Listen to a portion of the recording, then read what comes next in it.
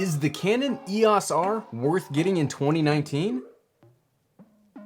Let's find out. What's up everyone, I'm the Everyday Dad, and if I can figure it out, you can figure it out. So the dust has pretty much settled on the opening salvo of the 2018 full frame mirrorless wars. Sony released a landmark camera in the a7 III, Nikon came out swinging with one of my favorite cameras of last year, the Z6, heck, even Panasonic stepped up into the ring with the biggest, baddest camera on the block. I mean, it's physically the biggest. The thing's the size of my head.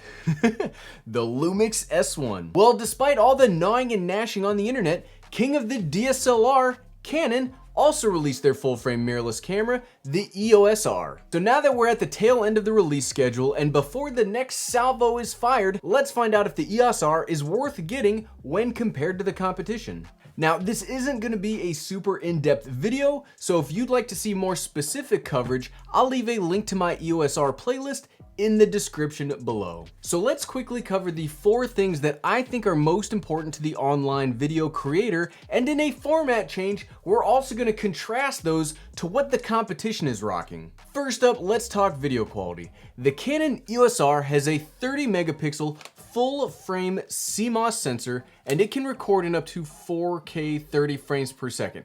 And for slow motion, it can do up to 720p at 120 frames per second, which, yes, I admit, sounds a little bit like a joke, but true. If you're recording in 1080p or below, you can use the full width of the sensor, but in 4K, there's a 1.7 times crop applied, which makes the 24-105 kit lens essentially a 40-178, don't check my math, 4K kit lens. While that sounds harsh, and yeah, it kinda is, the EOS R can also do 4K and 10-bit 422 out to an external recorder, and for those paying attention, even the venerable C200 can't keep up with what the EOS R can do in that codec. Now compare this to other full-frame mirrorless cameras.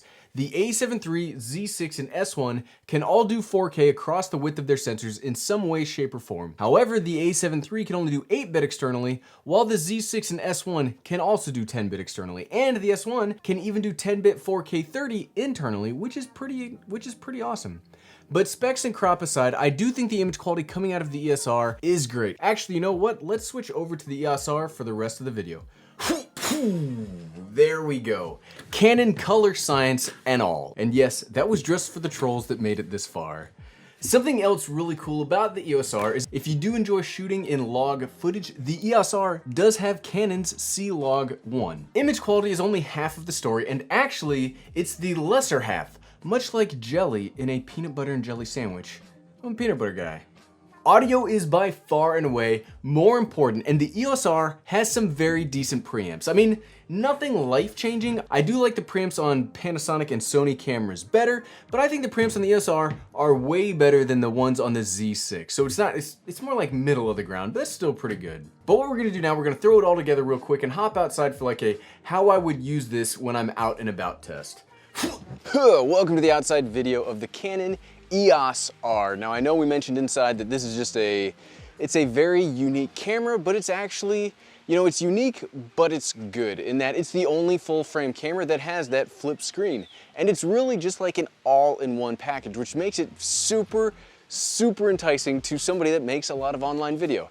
The problem though, like we already mentioned during image quality, is if you want to use it for any kind of like normal 4K video, like we're on the 35mm RF lens right now, and we're in 4K, which means the additional crop on side of that has us at about 60mm. Like we were very far away from the camera right now. Like check this out. I mean, look, that's the camera. Look how far away that darn thing is. I normally like having the camera a lot closer to me because I like being able to, you know, if I need to change a setting, I like being like right by it. So if you want to be closer to the camera, you know, you can either have a much closer shot or you're gonna need to use a wider lens. This RF 35mm though is turning into basically my favorite Canon lens like of all time. I really like it, but I'm sick of crouching down right there. So yeah, the thing about the Canon EOS R is not necessarily that any one system is done better by other cameras, but when you combine it all together and you just consider that if you want easy, quick footage, it's probably the best full-frame mirrorless camera out there right now for that specifically. Okay. I'm getting rained on. The camera's in a nice safe spot, but I'm personally being rained on because it's been raining here every weekend for like the last month. But let's head back inside so I can not get rained on. See you there. And we're back. Yeah, I mean, image quality is great and all, but in all honesty, any of the major cameras will give you great looking images. Maybe for broadcast or for production people, there will be slight differences worthy of swaying a purchasing decision, but for us online content creators, any single one of these camera brands will give you a great camera. Sony, Canon, Panasonic, Nikon, everything works great right now, and that's what's awesome. What really differentiates these cameras amongst themselves is what I think is the most important aspect, and that's ease of use. The Canon EOS R might be one of the easiest cameras on the market to use, and darn it, all of the Canon cameras are this way. Like, that's the thing keeping Canon in the fight. I mean, it has plenty of physical controls for changing settings, and to this day, it's still my favorite camera body of any camera on the market. I mean, it just feels fantastic in the hand. Not only does it have great ergonomics, but the camera's inputs are some of the best. I mean, look, it has a mini HDMI port, headphone in and out, USB-C for charging, and a system for covering ports that just works very well. And if you know me, covering the ports is becoming a huge hot button issue of mine. Because in comparison, the A7 III has the worst accessory doors ever made. I mean, they cover up the micro HDMI port, which also really stinks, and the micro HDMI port that comes attached all the time. The S1 has a full-sized HDMI, and the Z6 has mini, much like the EOS R. Now, this might sound like a little complaint, but if you're considering using any kind of monitor or recorder, or you want to use the HDMI capabilities of your camera, the size of the connection gets really important really quickly. But setting up the camera is only one aspect of ease of use. The most important to me is a little thing I call fiddliness, and that's how easy is the camera to use after you hit record. I look for a couple of main things in fiddliness. The big ones are good continuous autofocus, the stabilization, and to be able to monitor your footage from the camera itself. And the EOS R actually meets each of these pretty well. With firmware 1.2.0, the R now has the ability to do eye autofocus while in video mode. And the autofocus is so powerful that it will do eye autofocus through my sunglasses, which is nuts. And much like the A6400, the tracking capabilities of this camera might be a sign of the eventual computer takeover of the human race. I, for one, welcome our new camera overlords. So you don't have to worry about focus, and even if you do, the thing the EOS R has that not a single other one of the competition can boast is the fully articulating touchscreen. I'm looking at it right now. It's beautiful. I wish every camera had one of these. Look, I get it that this is a divisive topic on the camera forums, and some of you watching might think that only us young, hip, attractive millennials want to see ourselves all the time, and to that I say, thank you for considering me a young, hip, attractive millennial. Ding! Seriously though, having this option makes the camera so much more usable.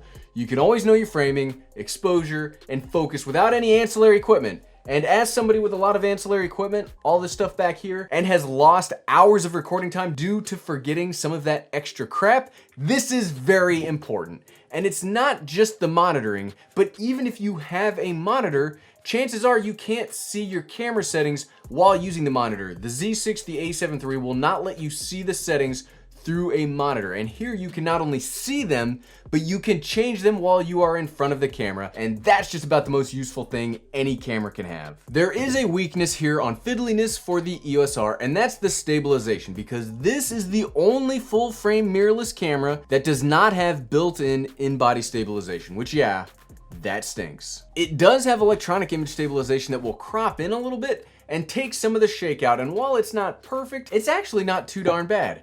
I personally think that the future of camera stabilization is all electronic. I mean, look how awesome the Hyper Smooth on the GoPro Hero 7 Black is. And imagine, just imagine, when big cameras have the processing power to pull off something like that.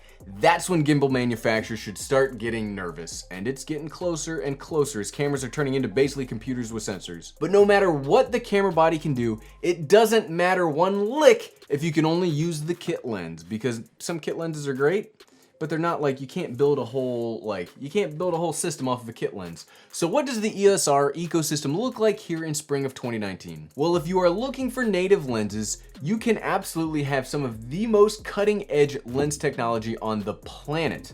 The 50mm 1.2, the new 85mm 1.2, the 28-70 f2, I mean, they have mind-boggling lenses.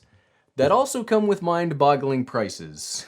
There are two affordable lenses out there which are actually pretty darn good. The first is the kit lens, the 24-105 f4, and what's turning into my favorite lens and the one that we're currently recording on, the 35mm 1.8 macro. But if you're willing to adapt glass that's almost as good, you can use the RF to EF adapter and use all of Canon's EF and EFS lenses, which opens up a huge variety to you. Something unique about the RF system is there is also an adapter that has a drop-in variable ND, so you can treat this as kind of like a mini cinema camera. Shout out to Mondo Bites. It also is pretty darn pricey, and I'm not gonna personally buy one because you've already seen my trove of variable ND. I don't mind screwing it on to save me like $400, but if you look across the full frame camera landscape, most other brands are having the same issue. Nikon only has a few native lenses, but can again adapt all of their SLR glass. Panasonic is in collaboration with Leica and Sigma with their L mount, and today only have a small amount of native glass, but will probably catch up here soon. Really the big dog here, and it's gonna be hard to argue that, is Sony, because they have a mature ecosystem and have some very nice lens options for their full frame system. I mean, some of my favorite lenses of all time are on the Sony E mount. So at the end of the day, is the EOS R worth getting when compared to the competition? Honestly, if you were looking for straight up image quality as the end all be all, I'd probably go with the Panasonic S1. I mean, it looks fantastic, has some great codecs. It is an awesome camera. And if you were looking for the most amount of native glass, I'd go with the A7 III. But if you were looking for the easiest one of the bunch to get great looking, consistent content out with, because that's what really matters, consistency. And as a bonus, you get some of the most exciting lens technology on the horizon with a huge amount of SLR adaptability support, I'd absolutely go with the EOS R. It's currently on a price cut, looks great, is easy to use. I mean, it's basically like an APS-C video camera combined with a professional full frame stills camera. I mean, it's actually really great. And the more I use it, darn it, the more I like it. Thanks for watching.